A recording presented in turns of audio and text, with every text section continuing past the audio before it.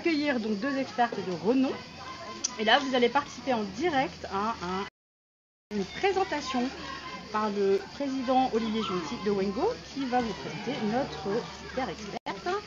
On est en live, c'est parti pour ce premier carte sur table, on va dire, j'ai envie de dire vivant, ils sont tous vivants, mais celui-là encore plus que les autres. Bonjour Agathe. Bonjour. Voilà, tout près de chez vous, Avignon. Avignon. Voilà, c'est parti. Alors c'est parti, moi je suis très heureux parce que ce soir on a plein de choses à découvrir. J'ai plein de choses à découvrir parce que j'imagine que Agathe connaît ça par cœur. Oui. Voilà, donc on va découvrir. C'est une passion. J'imagine, voilà. Alors, moi je suis comme ça très... on va pas aller tout de suite là-dessus. Agathe, ça fait combien de temps qu'on travaille ensemble? On est en année maintenant et non plus en mois. Alors on est sur un carte sur table, donc on fait toujours un petit peu d'histoire avant de découvrir ces beaux objets. Comment est-ce qu'on devient Agathe de Vry comme ça? On est question. On est tous médiums voyants, y compris les enfants, hein, voilà. Ça a toujours fait partie de la famille. Ça n'a jamais été caché. Vers l'âge de 15 ans, où là, je suis tombée sur des professionnels de l'adolescence qui m'ont encouragée, justement. Ils n'étaient pas fermés, c'est rare. J'ai quand même 51 ans, donc ça date. Et des professionnels qui m'ont encouragé justement à développer toutes ces capacités. Mère en fille, on va dire, hein, dans la famille héréditaire, on va dire, de sang, où cette pratique qui vous force à recevoir toutes ces informations et d'en faire quelque chose. Et ce quelque chose a été pour le bonheur des autres, en fait. Et vous en faites votre métier à quel âge? Alors c'était toujours en sphère privée pendant très longtemps, toujours en bénévolat. Donc ça fait bien au moins 25 ans que ma voyance est reconnue du bouche à oreille en tout cas. Je dis à peu près, si je compte bien, à peu près 25 ans comme vous C'est ça, c'est ça. J'ai eu d'autres métiers alimentaires dans la vie. En parallèle de celui-là. Voilà, en parallèle de celui-là. Je soignais les gens, je m'occupais des gens, notamment en palliatif, en fin de vie. Les gens voient ce qu'il y a après pour les apaiser, surtout pour les apaiser, je les rassurais en leur expliquant ce que je recevais comme information. C'était surtout, et ça les apaisait, c'était très gratifiant, ça les apaisait. Donc j'ai mené de front ces deux passions. Aujourd'hui vous diriez que vous êtes plutôt médium, plutôt voyante? Voyante, je tiens ce terme. Oui. Voyante. Je parle avec les désincarnés et avec les lieux. Ça, c'est de la sémantique. Voilà, c'est peu de la sémantique. Mais je vais sur des lieux, je m'imprègne des énergies des lieux.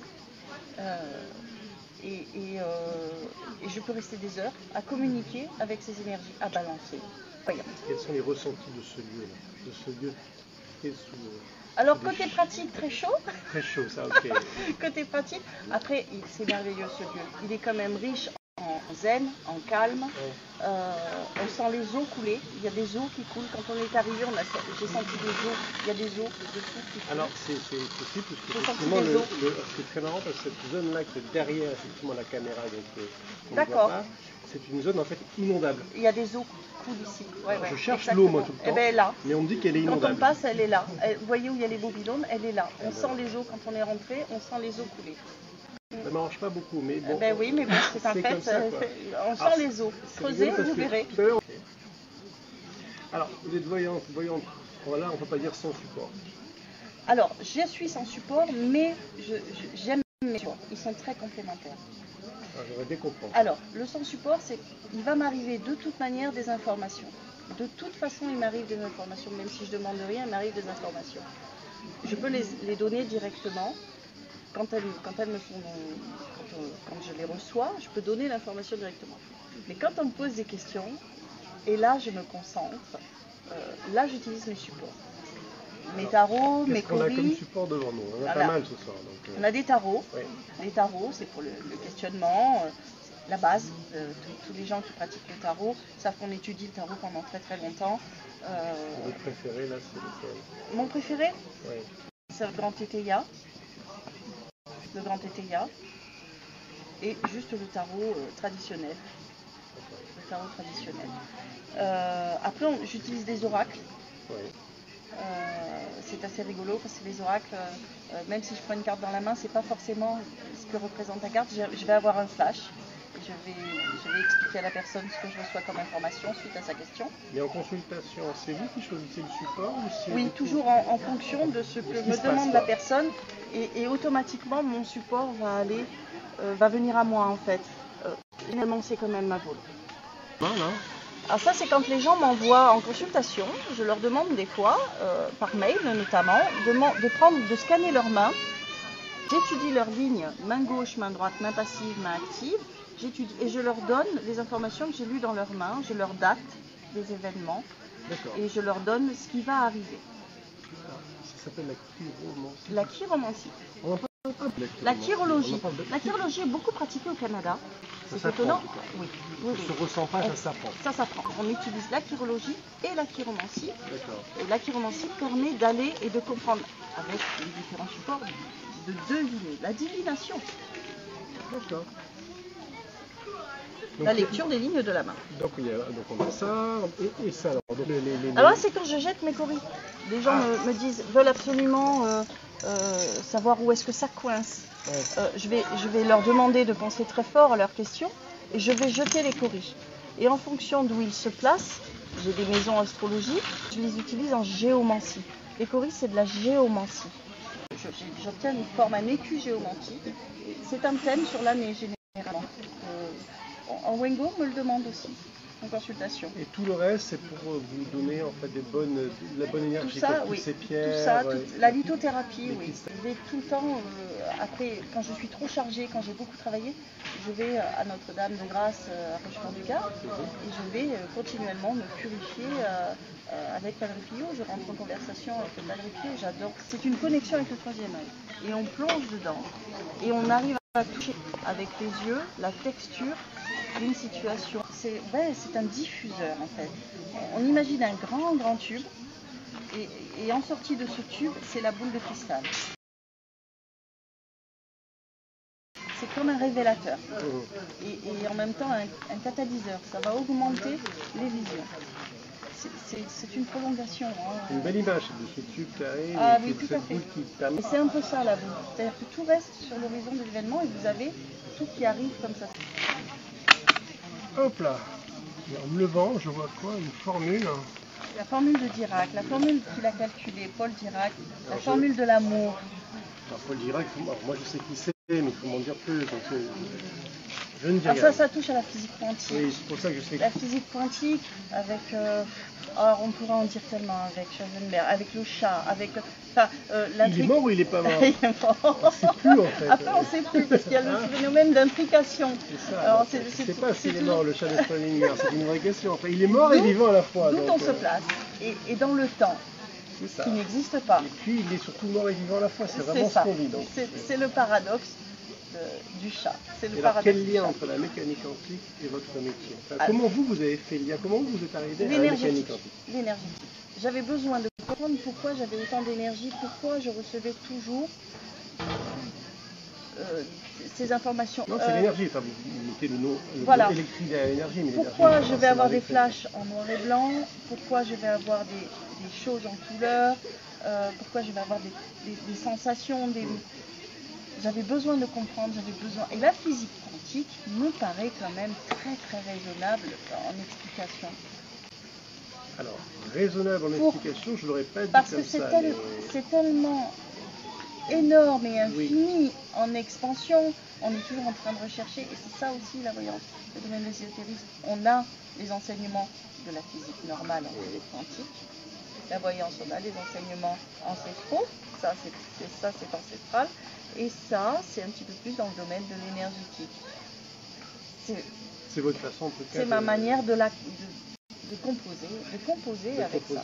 Ce qui est sûr, c'est que on ne va pas faire une théorie sur la mécanique quantique ce soir, mais ce qui est sûr de la mécanique quantique, c'est qu'elle permet de comprendre qu'il y a des choses qu'on ne comprendra pas. Oui, il faut accepter. C'est faut accepter. C'est ce qu'on appelle ne pas voir. Il y a des choses sur lesquelles on ne peut pas avoir d'emprise et il faut l'accepter. Et ça a été quand même une sacrée difficulté pour tous les scientifiques du début du Parce qu'ils sont restés dans les calculs mathématiques physiques. Ils sont des grands maîtres. Sur l'équation, enfin sur les équations de Newton. Imagine à l'époque, on allait tout comprendre. Tout à fait. Et un jour, Mais c'est tellement génial de ne pas savoir et de toujours chercher. Et ils ont réussi à démontrer qu'ils ne pourraient pas comprendre. C'était beau, pas comprendre pas le mot, mais on ne pourrait pas en fait. La mécanique classique, elle est déterministe. Si je jette ce truc-là, il va tomber là. Il tombe. Et un mécanique quantique, vous jetez ce truc-là et il arrive. C'est ça, partout à la fois. Il est partout à la fois. Donc, dans un temps donné ou pas. Et c'est assez fabuleux. C'est ce qui permet du coup de se poser des questions sur les énergies typiquement qu'on pourra avoir nous tous les deux en discutant, ou quand si vous discutez avec quelqu'un qui est à l'autre bout du monde, pourquoi vous arrivez à ressentir des choses avec cette personne-là? Avec mécanique quantique, on peut se dire que c'est possible. C'est parce que ça existe. On ne peut pas l'expliquer que ça n'existe pas. Il n'y a plus de temps, il n'y a plus d'espace, il y a juste de l'énergie qui communique en fait. C'est ça. C'est pas mal. Il y a une déontologie, hein. Oui, ben, il a une sur la go. Hein, c'est clair. Oui, je la respecte. Je la respecte. Oui. Et puis tous les bons voyants la respectent. C'est essentiel. C'est l'humain. C'est d'abord l'humain. D'abord le cœur, l'humain, l'intelligence de l'âme, oui, et être bienveillant. Et donc avec vos enfants, en fait, tout ce métier-là, mes enfants le font en bénévolat. Hein. Oui, cela dit, il y en a deux qui sont plus grands qui pourraient le faire. Ils ont d'autres métiers, et ils sont jeunes, donc ils essaient et c'est bien, ils s'amusent aussi à ça. Mais mon grand est très très fort.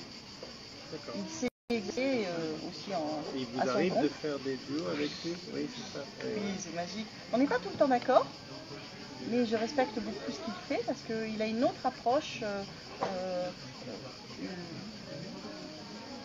Sa jeunesse et son côté frais, il est plus impulsif dans sa voyance. C'est intéressant tout ça, parce que moi j'avais déjà fait un quart sur table avec deux personnes qui faisaient souvent des duos et effectivement ils étaient différents mais ils semblaient excellents de l'autre. C'est ça. Vous ne voyez pas tout à fait les mêmes choses, du coup ils allaient plus loin. Oui, on est complémentaires, ça force à creuser. Ouais. Ça fait quand même pas mal de choses. Eh bien, alors, vous m'avez pas parlé d'astrologie, parce qu'on a vu beaucoup de choses. Alors moi j'aime l'astrologie chinoise, parce que c'est une science exacte. On ne peut pas se tromper avec l'astrologie chinoise sur quelqu'un. D'ailleurs, on m'avait dit que ça fait aussi une science exacte. Oui. Ouais. Deux sciences exactes, elles sont exactes ensemble, vous avez comparé ou pas? C'est mon côté mathématicien qui veut toujours démontrer qu'il y a peut-être une faille dans tout ça. Mais... Il y a certainement une faille, comme dans tout. Sinon, c'est pas rigolo. Hein? Sinon, pourquoi on arrêterait de chercher sinon? Non, c'est bien, il faut qu'il y ait des failles. Pour moi, c'est des sciences exactes en tout cas. En tout cas, vous parlez de tout ce métier-là en famille, avec un très beau sourire et le regard sourit d'ailleurs. Donc, c'est du vécu. Ah oui. Donc, ça me fait plaisir d'exercer ce métier tout à fait. Depuis 25 ans maintenant. Un petit peu plus de 25 ans, oui, parce que je vous dis, mes premiers tâches, j'étais bout de couche. Oui, et vous l'exercez en tout cas. J'annonçais à des amis, oui, j'avais 10 ans, mais j'exerce, je fais ce dont je donnais beaucoup à partir de 15 ans.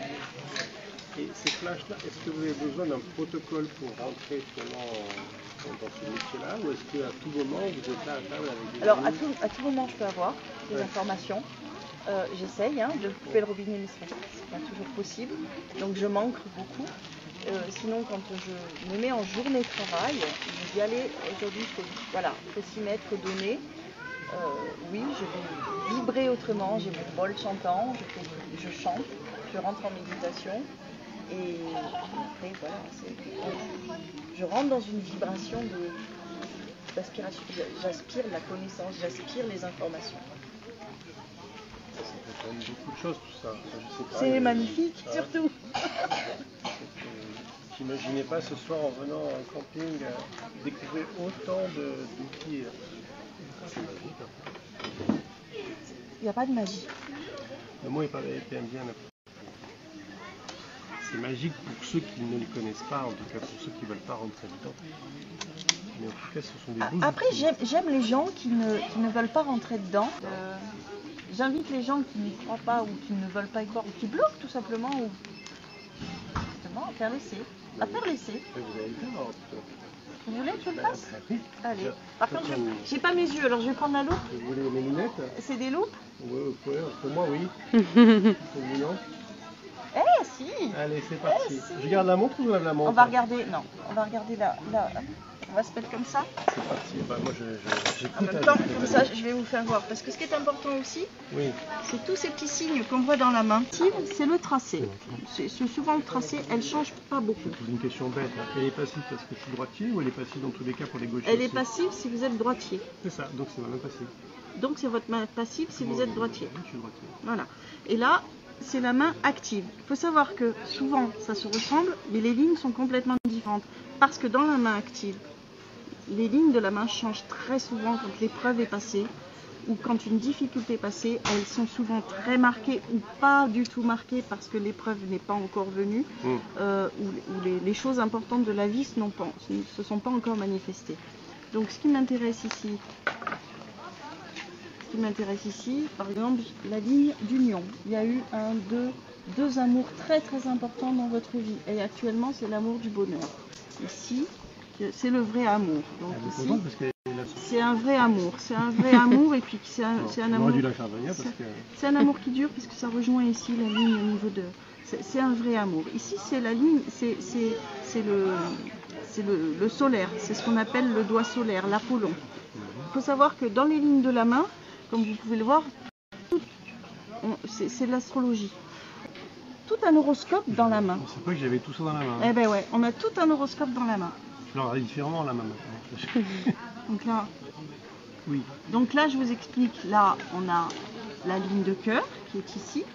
Cette ligne de cœur, elle est souvent différente. Il y a une bifurcation ici. La ligne de cœur, elle compte en années ici. Donc 0 et ensuite elle va jusque là, jusqu'à 80 ans.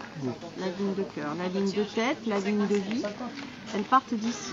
La ligne de tête, elle est là, elle se compte ici. 0, 10, 20, 30, 40. On peut savoir les événements.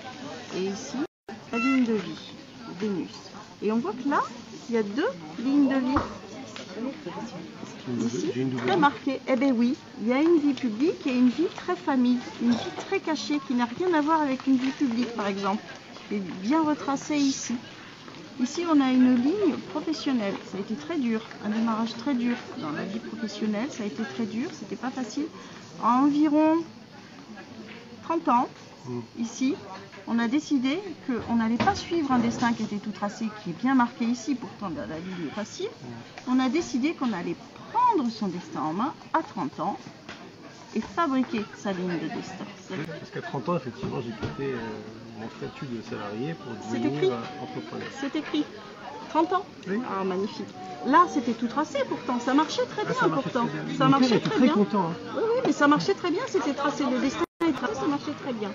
Après, on a quand même une ligne ici qui a tendance à aller vers le Jupiter. Jupiter, c'est pas un défaut. Hein. Jupiter, c'est le leadership. Mais ce n'est pas un défaut parce que quand on le voit ici, j'ai posé là. Bourdonne. Oui. Ah oui, d'accord. Quand on la voit ici, elle est transformée. Donc le leadership, il est quand même en cohésion. Enfin, il est quand même. Mais bon, ça correspond à votre personnalité. On a un leadership quand même qui va pas sur Jupiter dans l'actualité là. Il est vraiment entouré de monde. Il n'est pas. Il n'est pas esselé quoi. Il n'est pas esselé, puis il n'est pas surtout vindicatif. Il n'est pas fait pas ci, fait pas ça. Il reste encore bienveillant. C'est ça. On peut aussi regarder en chirologie les doigts. Donc on voit que ce petit doigt, Mercure, regarde l'index. On a un émotionnel ici. C'est très important. On a un émotionnel et on voit au niveau des phalanges, les troisièmes phalanges sont plus hautes. On a un côté élevé spirituellement. C'est très important le spirituel. Ici, on a on voit ma plus de lumière en plus. On a, comme on peut le voir ici, les idéaux, tout ce. Ici, on peut le voir, il est très coupé ici. On est très généreux. On est un petit peu philanthrope quand même. Un petit peu philanthrope. On aime bien donner aux autres. Un petit peu philanthrope. On aime aussi enseigner. Bon, ça fait quand même beaucoup de choses tout ça. On va s'arrêter, mais je cache tout. Voilà. Ah oui, si vous voulez pas que quelqu'un vous vois ce que vous êtes. Oui. Mais Mettez-vous des gens qui cachent leurs mains. Mais je suis un peu bluffé. Ben, Donc, je fais pas ça pour vous bluffer, mais Non, voilà. mais c'était pas préparé en plus. Et puis, à part lire mon LinkedIn, je ne pouvais pas savoir grand-chose. Donc, j'avoue que c'était... Merci. C'est de génial. cette expérience, c'était top. Avec plaisir. Il fait chaud. C'est sympa là, des choses comme ça. On va conclure parce qu'on est au camping, les gens commencent à arriver pour pouvoir dîner. Donc on va pas faire trop. Surtout, je crois qu'il y a des clients qui nous attendent. Ah ben tant mieux. Donc merci. On va les recevoir. Merci Agathe pour nous avoir présenté Avec tous plaisir. ces éléments, pour nous raconter brièvement votre vie qui me paraît quand même très riche, et on aura plaisir peut-être de refaire une autre émission comme ça en live dans un studio parisien très triste. Ça sera super. Mais ce sera bien quand même. Ça On sera va super. chiner pour terminer. À la bonne tous. Merci. Bonnes vacances à vous tous. À la bonne tous.